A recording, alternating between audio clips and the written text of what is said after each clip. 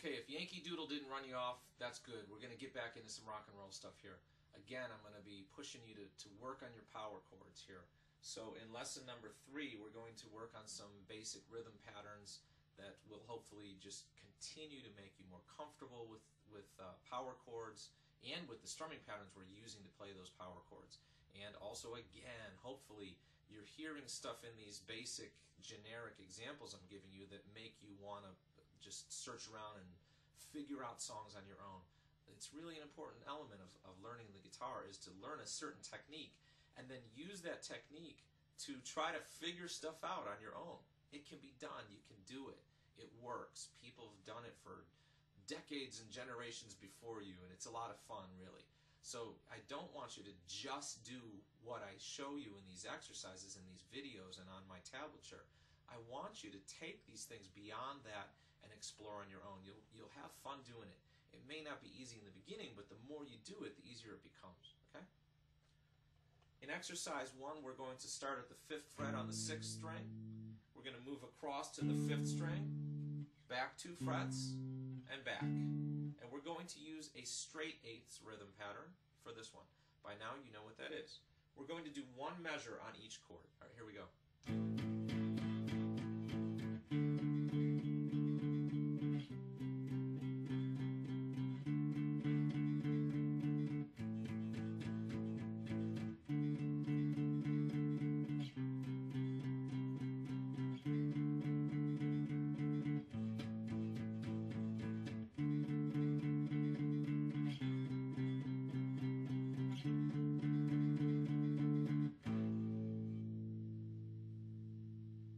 Alright, exercise 2. Hey, let's have a little fun with that gallop pattern we were messing with.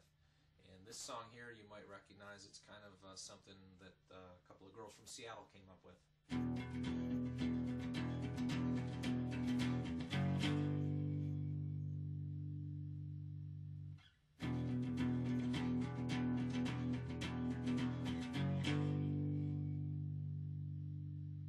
Okay, so you see I'm doing the gallop.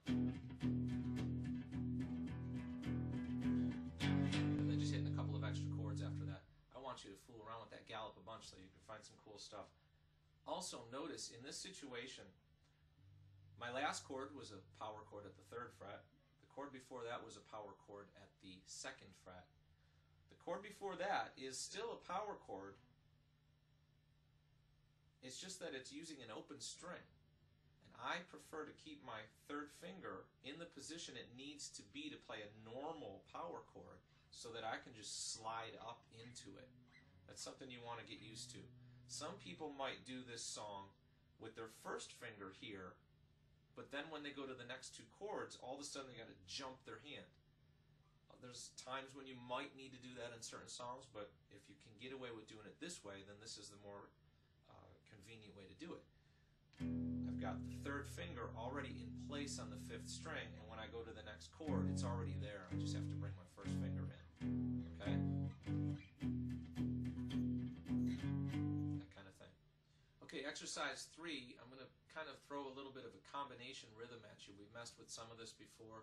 I'm hoping you're just going to kind of follow my groove and just try to match the groove. It looks more complicated on sheet music than it really is to play. Okay, we're going to start with a D chord at the 5th fret on the 5th string, slide back 2 frets to the 3rd fret, then over to the G chord at the 3rd fret, and then back where we started. Okay.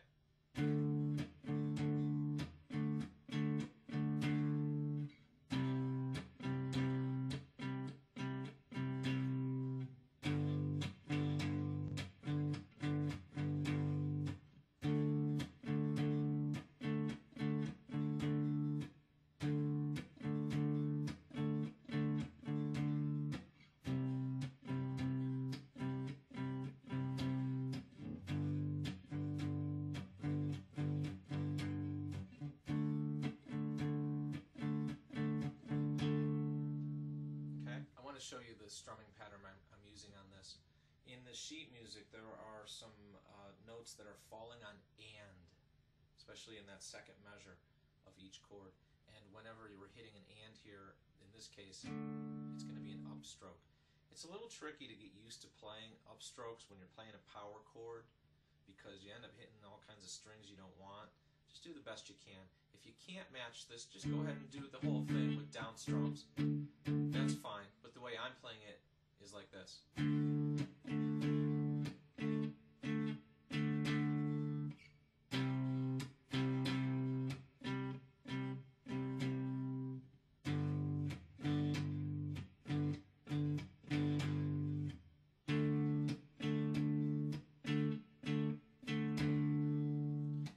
Eventually you learn to place your pick in the area where the notes are that you need. At first, when you're playing guitar, your hand's a little kind of all over the place. You maybe being a little sloppy. You're hitting strings you don't want. The more you play guitar, the more you practice, the tighter you get it in there. Eventually, it just hits the strings you want. Have faith that you'll get there sooner or later. It just takes time, it takes practice. All right? That's lesson 3.